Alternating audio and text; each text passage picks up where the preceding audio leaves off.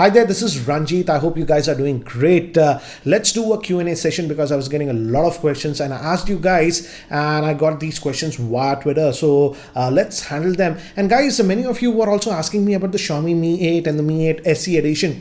I just don't want to comment about those products without testing it. I'm seeing a very sad trend these days on YouTube. Many people are just making videos of products without even looking at it and just by the specs. I just don't want to do that because I'll just give you a very practical example. It's just yesterday I reviewed these OnePlus Bullet wireless earphones, and by seeing the specs, they look great, and I was also very excited by just seeing the specs. But after I tested these ones, yes, it has some very great features like fast charging, Google Assistant, etc. But again, when I tested them, the main important thing about a earphone is, according to me, how good they sound. But according to me, in that department, they failed. So I just don't want to comment about products without testing them. So I've excluded some questions about products which I haven't actually tested. If those products come in India, I will definitely test it. But anyways, let's go with the questions. And the first question that I got was from Pratik. He says, I have the OnePlus 5. So do you think I should buy the OnePlus Bullet earphones? Again, Pratik, watch the video that I posted yesterday about the review of these OnePlus Bullet earphones. They are priced for rupees 4,000. Yes, in terms of features, I would say for the features you are getting, the battery life is good, etc. I'll give 9.5 out of 10. But in terms of audio quality, trust me, I was not that impressed. Even I would say the Soundpeats Q7 or whatever I reviewed 2 years ago, those cost 1,600 rupees, sound way much better than these ones. So in terms of sound quality, I was not impressed. So if you listen to a lot of music, critical about music, then I would not recommend. But if you don't care about the music, you just want it for a hands-free headset and stuff like that to take calls, etc., it would be fine. Again, check out the review. I posted it yesterday. This is by Giridhar. He's asking, which is a better option, Honor 10 or OnePlus 6GB variant? Preference, good battery life, camera, and Android updates, security updates as well. I would say, as you have mentioned, Android updates, then I would say the OnePlus 6 will go ahead. Or in terms of Android updates and security updates, they are more proactive than the Honor 10. In terms of battery life, both will give you similar battery life. In terms of charging, definitely the OnePlus 6 charges way faster. So I would say in terms of battery life also that will go ahead. So overall I would say my pick would go with the OnePlus 6 because in video department the Honor 10 is actually very weak. So I would pick the OnePlus 6 over the Honor 10. This is by Harsh. He's asking, a phone with smooth Android performance, above average battery life, and should age well. Which one should I go? He asks. OnePlus 6, Nokia 7 Plus, Honor 10, and any other phone between 25 to 35,000. As you've said, battery life is very important to you. Between the OnePlus 6, Nokia 7 Plus, and Honor 10, definitely the Nokia 7 Plus will give you the best battery life. In terms of screen on time, I would say the Nokia 7 Plus will easily give you about 1.5 to about even 2 hours extra screen on time compared to the OnePlus 6 and even the Honor 10.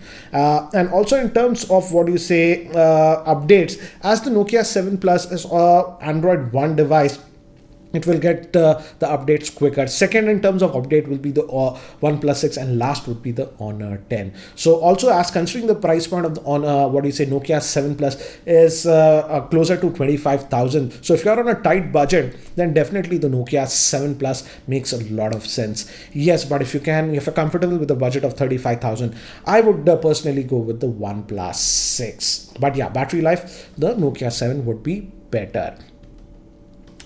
This is by Bharat. He's asking, do you think Samsung's going to survive in the smartphone market as they offer much less performance in the 15,000 rupees range compared to others like Asus, Honor, Xiaomi, etc.? A very valid question, Bharat. And I also used to think that Samsung would be a total failure under rupees 15,000 price point. And many of you guys were actually annoyed with me. I was not covering a lot of Samsung mid-range smartphones. That is the reason that I unboxed the Samsung J6 smartphone. And I expected that video will not do that good, but I was surprised that the unboxing video has got over 2 million views. So looks like there is still a lot of demand from users for Samsung's mid-range smartphones. Yes, if we compare it with spec to spec with Xiaomi, Honor, and even what you say Asus, they don't offer that good specs. In fact, pretty poor specs. But looks like many people want that Samsung branding and they want to go with the brand. So yes, there is still a demand from Samsung, but I hope this becomes slightly competitive. For example, many of the Samsung phones that are priced around 15,000 don't even offer basic sensors like auto brightness, which we expect. So I hope Samsung improves, but still there is a lot of demand. And the start with J6 unboxing, I was also like very surprised. Over 2 million views, and most of the other phones that I unbox etc don't even get 500,000 views. So there is a demand, still a demand from a lot of users that are preferring Samsung mid-range phones. But I strictly hope Samsung in the future gives decent value to users, because as of now, if we compare, we take what savvy users, if we compare it with other brands like Xiaomi, Honor, Asus, etc., yeah, Samsung is not providing good specs in the mid-range market. This is by Amal. He's asking, there are rumors about the new X series from Nokia with global launch of the Nokia X6 and the new models like the X5 with the MediaTek Helio P60 and X7 with the Snapdragon 780. These mobiles have great design specs. What are your thoughts? Let's see. Yes, we are seeing a lot of rumors. There is a very strong rumor that Nokia is going to come out with the X series device with the Helio P60. And if they price it aggressively, it will be great, because the Helio P60 is a very powerful smartphone. I used the Realme One, which has the Helio P60, and I was satisfied with the performance. In fact, I would say it performs slightly better than the Snapdragon 636. So if they can bring up the smartphone at a good price, it'll be interesting. But let's see if that happens. And the big question is, will Nokia be price aggressive? If they even launch, let's say the Nokia X5 with the Helio P60, but if they price it at around 18 or 19,000, will it make sense? So that's the big question.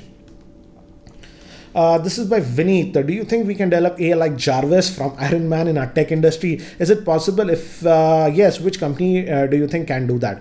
I would say as of now it's not possible, but looking at the progress of Google Assistant, what it can do. If you look at Google Assistant just from past 1 year and now what it can do, it has achieved a lot. So I think so in the next 5 years, yes, we can have something like this. Not exactly like Jarvis, but these assistants are becoming very, very powerful, and they're understanding natural language a lot better. So yeah, hopefully in 5 years, we might have something like that. And I feel Google is one company that can actually pull this off very successfully.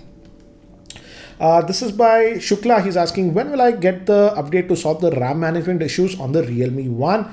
And is the TPU case recommended? This is the Realme One that I have, and yes, just install the TPU case if you have it. It is better because the back is actually plastic, fiberglass, and again, yes, it can get scratched. So TPU case is advisable. And I'm think so you are looking for the RAM management of the 3GB variant, which has very poor RAM management. I checked with the Oppo team. I even emailed them about a couple of days ago, and just yesterday I got a reply back that they will be pushing out the RAM OT update for the 3GB RAM variant in a day or two. So hopefully by today or by tomorrow it should come out. And if you guys have the 3GB RAM variant, do let me know if that made a difference, because I have the 6GB variant, and I've asked the Asus, this Realme team to even send me the 4GB RAM variant model, because I want to test that as it's launching soon. But if you get the update for the 3GB model, do update it, guys, and let me know if it made a difference. And this is by Bhatia. He's asking, do you think, considering the competition, Moto G6 Plus with the competitive pricing could launch later in India? A new variant of the G6 Plus with Snapdragon 660 was leaked.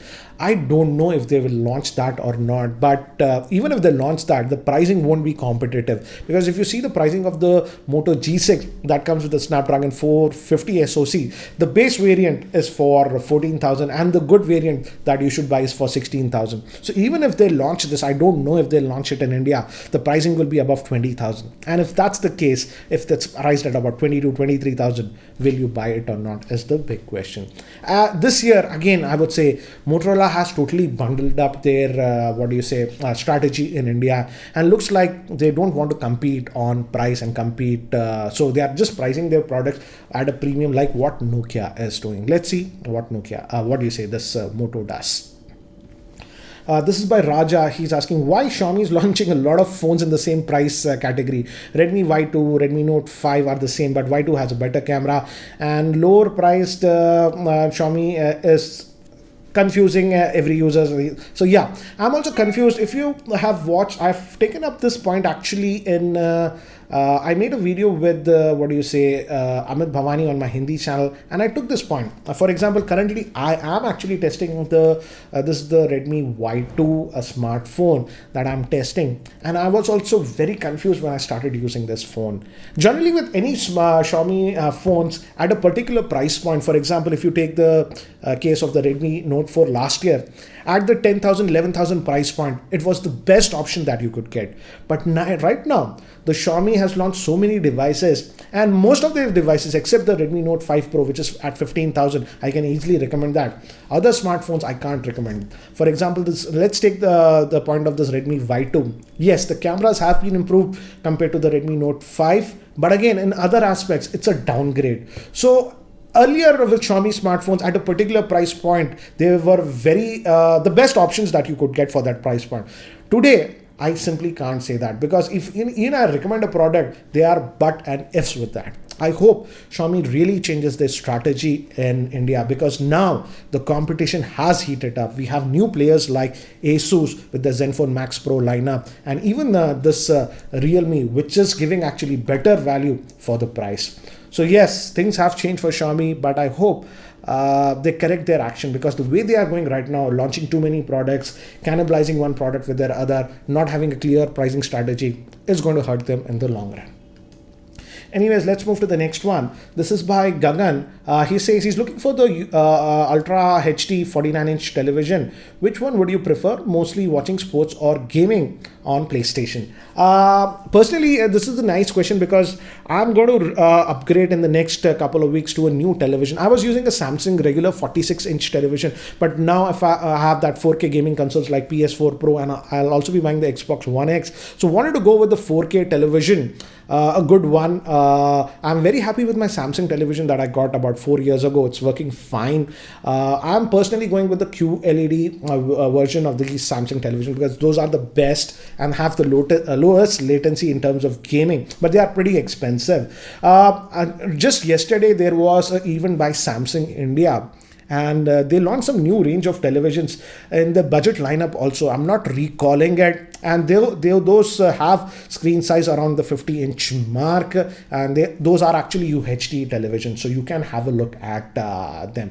Just Google around yesterday's date for the Samsung TV's launch up, you'll get the name. I'm just not recalling the name. And if enough of you guys actually want me to test those range of televisions, one around that 50-inch mark, do let me know. Let me see if I'll email Samsung guys. If they are interested, I might do a review. But again, it all depends upon you guys, and if I am able to get a review in it.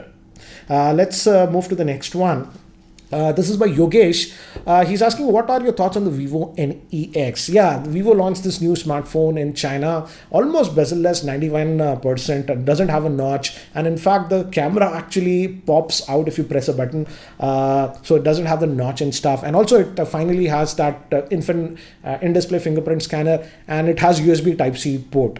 So pretty interesting, cutting edge specs, Snapdragon 845, whatever the best you can get. But the big question is, will it come to India? Let's see. I'm not very sure as of now if it comes and at what price. If it comes, and if you guys are interested, I will try to actually check it out. This is by Golden Smith. He's asking, do you edit your videos yourself? He's asked. Yes, I edit my videos myself. And he's asking, if I want to edit my videos as a beginner for YouTube videos, which software would be good? He says he's using a Mac. Good thing. If you have a Mac, you don't have to invest in a third-party software. Just download iMovie. It's available on every Mac for free, and you can use that for editing. In fact, I actually used iMovie when I started my YouTube channel, and I think so the first 400 odd videos I edited it on iMovie. So it's a very powerful software for editing videos, and it's free on a Mac, so go for that. This is by Prudhav. He's asking, I heard that the Snapdragon processors are coming to our laptops and PCs. My doubt is which one is powerful processor, whether Intel or Snapdragon. Okay, yes, the in the recent even Qualcomm announced the Snapdragon 850 range of processors that'll be used for on Windows, some of the Windows laptops and stuff. And these are actually a variant of the Snapdragon 845. They're just overclocked a little bit, and they'll be used on some Windows PC. But again, these are not very powerful processors like the Intel Core i, etc. So if you are going to use your computer for very heavy stuff like video editing and rendering or gaming, then still the Intel Core i5s or the i7s will outperform these Snapdragon processors. But where these Snapdragon 850 processors will have an edge is in terms of battery life. They will give insane battery life, about 15 hours, even 18 hours of battery life, and they'll also have cellular connectivity. So again, it's ideal for a person who's on the move and but doesn't require a very powerful laptop. So interesting stuff that Qualcomm is doing in that segment. But again, it's not for hardcore users who require the most powerful PC. Let's move to the next one. This is by Ram. He's asking, is this 450, I think so he means Snapdragon 450 a low performance, because I'm actually looking for the Moto G6 to buy because of the Snapdragon 450. I'm hesitating. Please suggest me. The Snapdragon 450 SoC is not a bad processor. This is after the Snapdragon 435 chipset. The good thing is that the Snapdragon 450 SoC is now based on the 14 nanometer process. The earlier Snapdragon 430, 435, etc. were based on the 28 nanometer process. So the battery life should be actually very good on the Snapdragon 450 SoC. And I would say this is slightly, you could say this is slightly underclocked variant of the Snapdragon 625. It's, I think, if I remember, it's clocked at 1.8 gigahertz. So yes, it's not the most powerful processor. I would say definitely the Snapdragon 600 series like the Snapdragon 630, 636, etc. will beat it. But yeah, it's not a bad processor. But again, it's not a very powerful processor also to go for like that. So again, be aware of that. Anyways, let's move to this one. This is by Partha. He's asking, he's asking a personal question. He says, if you have been a normal consumer, would you go for the flagships like the Pixel, Galaxy S9, or even the OnePlus 6? Or do you prefer mid-range smartphones like the Redmi Note 5 Pro or the Asus Zenfone Max Pro 1? A very interesting question. I would say if my budget, I'm comfortable. Again, everything falls based on your budget. What budget you are comfortable. I would definitely say if I can stretch my budget and I'm comfortable with a budget of around spending around 35,000, I will definitely go with the OnePlus 6. I would say rather than the Asus Zenfone Redmi Note 5 Pro or etc. If I can, I'm comfortable with a budget of about 35,000, because overall I would say the the OnePlus 6 offers very good value for the price. It has a decent camera, good performance, very fluid, and a decent battery life. So it checks a lot of marks and almost stock Android. And in fact, the Oxygen OS in fact adds a few additions to the stock Android. So I like that. But now I would say it falls down to personal preference. But let's personally say, because just recently I restarted testing this. What is this? Samsung Galaxy S9 Plus, because it got that new update with, which adds dual VoLTE, and some of you were asking me to test it. So I recently started testing this after I finished my testing of the OnePlus 6. So you've been using this one with my primary SIM for the last 5 days. And in fact, some things have improved after the update. And I would say if I am having a budget of about 65,000, I'm comfortable with this, buying this one. I would go with this one. Yes, in terms of battery life, the OnePlus 6 will give me better battery life than the S9 Plus. But in other aspects, the S9 Plus is better. For example, it has that stereo speakers. The sound output is way better. It has a better quality screen. It's a Quad HD screen, and it has that always on display and other things. So yes, it all comes down to your budget. If you are comfortable with the budget of about 65,000, I would go with this one. But for most of the users, I would say if your budget is around 35,000, you're comfortable with that, then I would go with the OnePlus 6. And if my budget is just around 15,000, then definitely the Redmi Note 5 Pro still makes a lot of sense. Yes, I know it's a pain in the ass to get that one because availability is still an issue. This is by Ravi. He's asking, do you agree with the fact that the smartphone market has been saturated? as the excitement level for new products have been going down. Ravi, I completely agree with you. And this year, if you see, last 1.5 years also, if you see, we haven't been seeing a lot of innovations in terms of smartphones. Yes, every year you get a slightly better processor. For example, last year it was the Snapdragon 835. Now we have the Snapdragon 845, etc. Slightly better RAM, higher RAM. But apart from that, in terms of core functionality and something new, we are not seeing a lot of enhancement.